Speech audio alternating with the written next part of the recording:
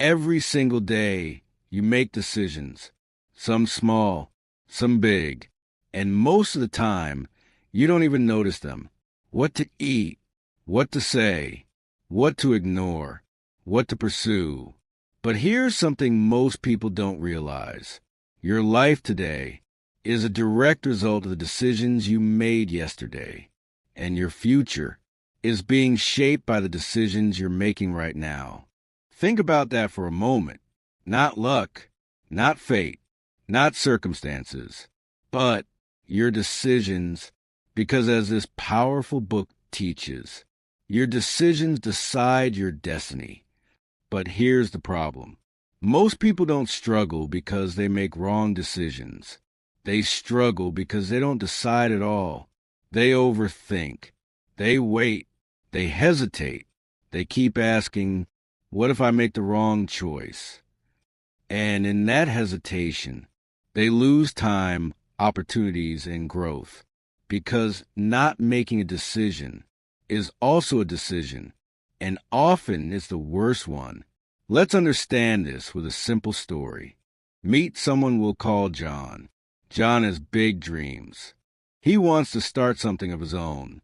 He wants to grow, earn more, and live a better life. But every time he gets an opportunity, he hesitates. What if it fails? What if I'm not ready? What will people think? So instead of deciding, he waits. Days turn into months. Months turn into years. And slowly, something dangerous happens. Not failure, but stagnation. Because while John is waiting for the perfect decision, life is moving forward without him. And this is where most people get stuck. They believe successful people make perfect decisions. But the truth is very different. Successful people don't always make perfect decisions. They make decisions quickly and adjust along the way. And this is one of the most important ideas from this book. Indecision is more costly than a wrong decision, because a wrong decision teaches you something, but no decision keeps you exactly where you are. Now here's something even deeper. Why do we struggle so much with decision-making? Why does the mind feel confused, stuck, and overwhelmed? According to our writer, one major reason is lack of clarity. Most people don't know what they truly want. They follow society's expectations, other people's opinions, or random impulses. And when your direction is unclear, every decision feels difficult. Imagine trying to choose a path without knowing your destination. Of course you'll feel confused. That's why clarity is power. Before making any important decision, the book suggests asking, what do I really want? Why does it matter to me? Does this align with my values? Because when your goals are clear, decisions become easier. But even when people have clarity, they still struggle. Why? Because of something called analysis paralysis. This is when you think so much that you stop taking action. You research, you compare, you overanalyze every possible outcome. And in the process, you delay the decision again and again. It feels like you're being careful, but in reality, you're just avoiding risk. And here's the truth. There is no such thing as a perfect decision. Every decision has uncertainty. Every decision has risk. Every decision has a cost. So waiting for the perfect moment is just an illusion. The book emphasizes something powerful. You don't need perfect clarity to start. You need enough clarity to move. Because clarity doesn't always come before action. Sometimes clarity comes after action. Let's go back to John. One day, something changes. Instead of waiting for the perfect plan, he makes a small decision. He starts, not perfectly, not confidently, but he starts, and something surprising happens. He begins to learn. He begins to adapt. He begins to grow. The fear that once felt overwhelming starts to shrink because action creates confidence, not the other way around. And this brings us to a powerful realization. Your life doesn't change when you think differently. Your life changes when you decide differently, because every decision you make shapes your habits, builds your identity, and defines your future. Over time, your decisions become your personality, and your personality becomes your destiny. But now the question is, how do you actually make better decisions? How do you stop overthinking and start choosing with confidence? That's exactly what we'll explore in the next part, where we'll break down why most decisions don't matter as much as you think, the 80-20 rule of decision-making, how to stop wasting energy on small choices, and how to build a strong decision-making mindset. In the previous part, we saw something most people ignore. It's not lack of talent, not lack of opportunities, but lack of decisiveness that keeps people stuck. But now the question becomes deeper. Even when we want to decide, why do we still feel confused? Why does the mind keep going in circles? Why do small decisions sometimes feel so heavy? According to author, one of the biggest mistakes people make is treating every decision as equally important. But in reality, not all decisions carry the same weight. Some decisions shape your entire life, and some barely matter. Yet most people do the opposite. They spend hours thinking about small, insignificant choices and avoid making the big ones. Think about it. You might overthink, what should I post? What should I wear?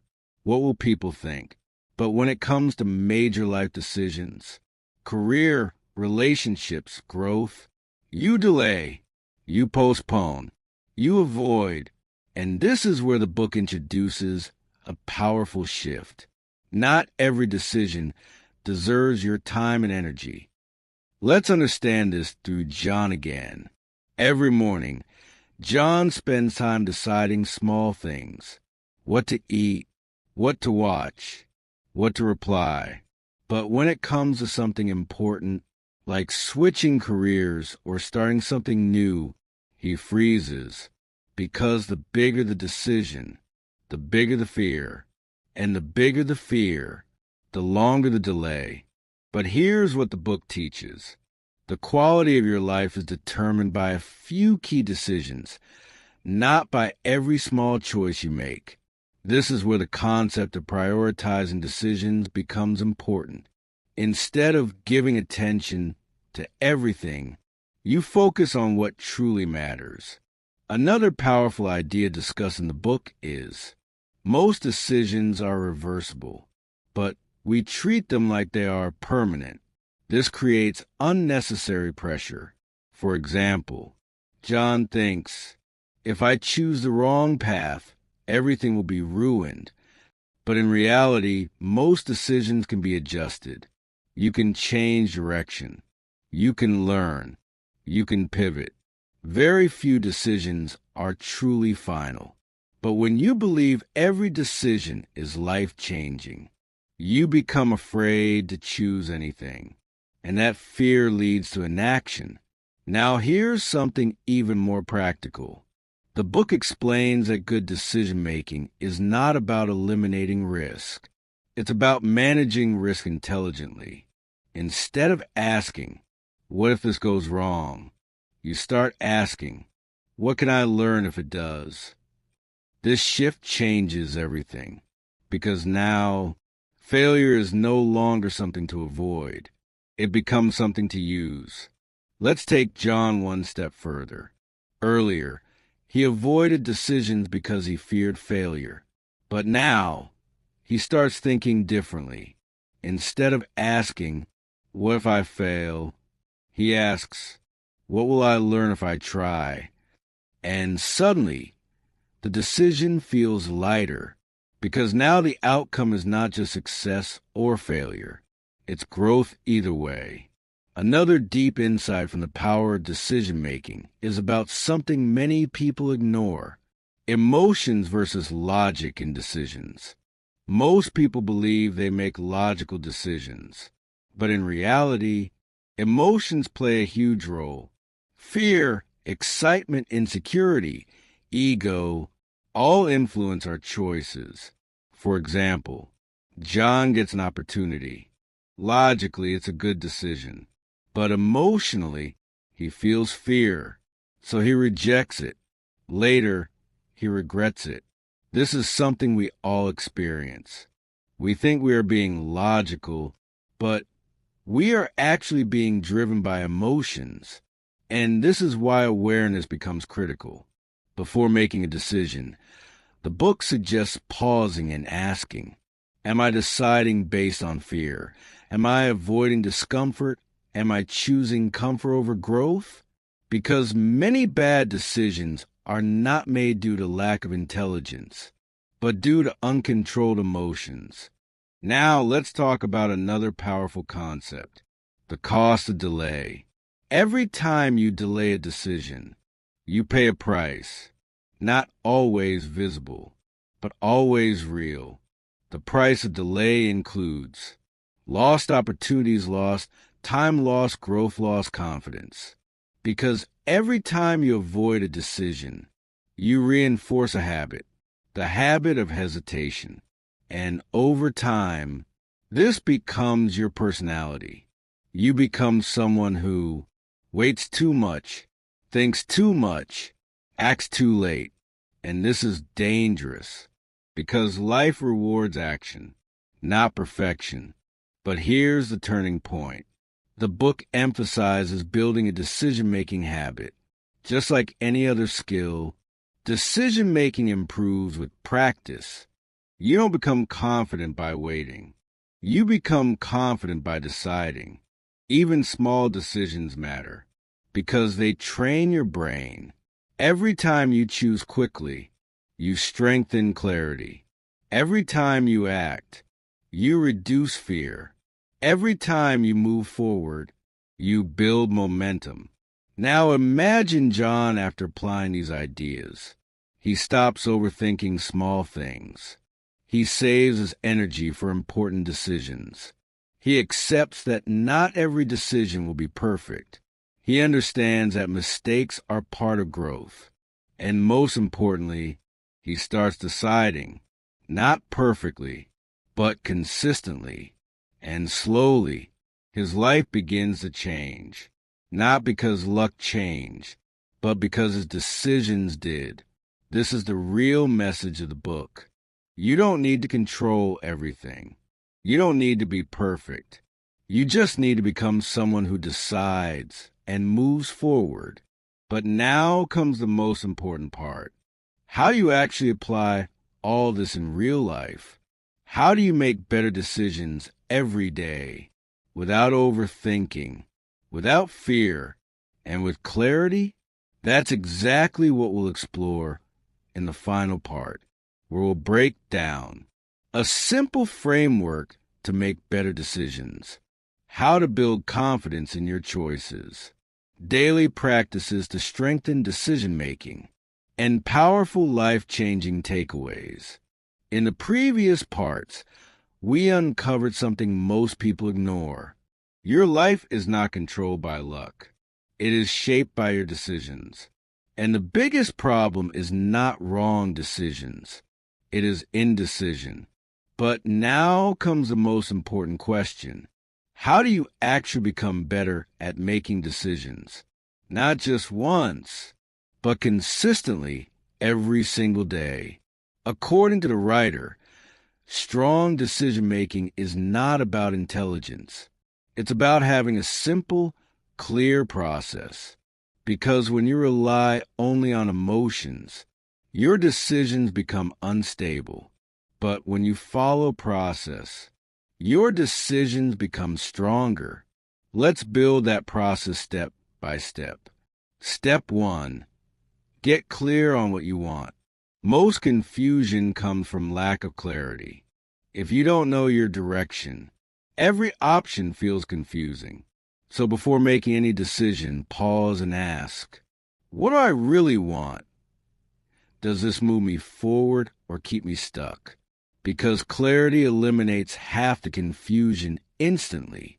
Step 2, limit your options. Too many choices create stress. This is something the book highlights clearly. When your mind sees too many options, it struggles to choose.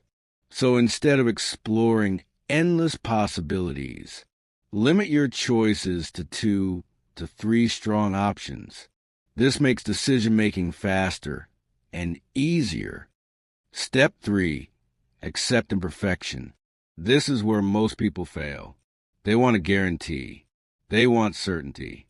But no decision comes with certainty. Every path has risks. Every choice has unknowns. So instead of waiting for a perfect decision, accept that every decision will be imperfect. And that's okay, because progress matters more than perfection. Step 4, decide and commit. Once you've evaluated your options, make the decision and commit to it. Don't keep going back and questioning yourself again and again, because constant doubt destroys confidence. Remember this: a good decision, followed by commitment, is better than a perfect decision followed by doubt. Step 5, learn and adjust. Every decision gives feedback. Some decisions will work, some won't, but both are valuable. Instead of judging yourself, observe what happened, learn from it, and improve your next decision. This is how decision-making becomes a skill. Now let's bring John back one last time. Earlier, he was stuck, overthinking everything, avoiding decisions, living in hesitation. But now, he follows a simple system. He gets clear on what he wants. He stops overloading his mind with options. He accepts that mistakes are part of the process. He decides and moves forward, and something powerful happens. His confidence grows, not because he became perfect, but because he became decisive. And this is the transformation the book talks about. When you become decisive, your mind becomes clearer, your actions become faster, your growth becomes consistent. Because life rewards movement, not hesitation. But there's one final truth you need to understand. Every day, you are making decisions, whether you realize it or not. When you avoid action, that's a decision. When you delay, that's a decision. When you stay in your comfort zone, that's also a decision. And these small decisions quietly shape your life. So the real question is not, am I making decisions? The real question is, are you making them consciously or unconsciously? Because conscious decisions create growth. Unconscious decisions create regret. Now, let's bring everything together with the most important lessons from the power of decision-making. Key takeaways. 1. Your decisions shape your destiny. 2. Indecision is more harmful than wrong decisions. 3. Not all decisions matter. Focus on the important ones. 4. Most decisions are reversible. Don't overpressure yourself. 5. Overthinking creates confusion. Clarity creates action. 6. Emotions influence decisions. Awareness is essential. 7. Action builds confidence, not the other way around. 8. Decision-making is a skill. It improves with practice. And finally, remember this: life will never be completely certain. There will always be risks. There will always be unknowns. There will always be moments where you feel unsure. But the people who move forward in life are not the ones who feel the least fear.